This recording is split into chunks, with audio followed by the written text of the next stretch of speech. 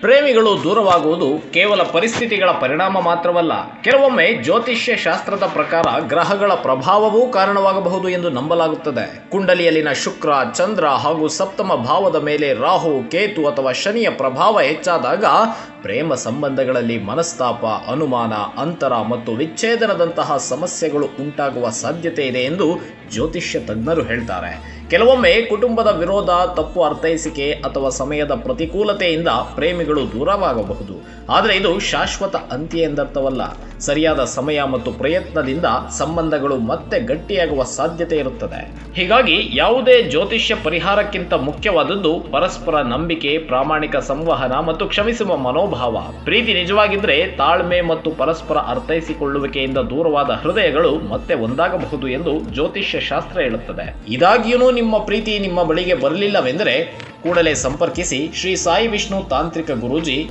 ನಿಮ್ಮ ಎಲ್ಲಾ ಸಮಸ್ಯೆಗಳಿಗೆ ಫೋನಿನ ಮೂಲಕವೇ ಪರಿಹಾರವನ್ನು ತಿಳಿಸ್ತಾರೆ. ಹಾಗಾದ್ರೆ ಇನ್ಯಾಕೆ ತಡ, ಕೂಡಲೇ ಕರೆ ಮಾಡಿ 8722221062.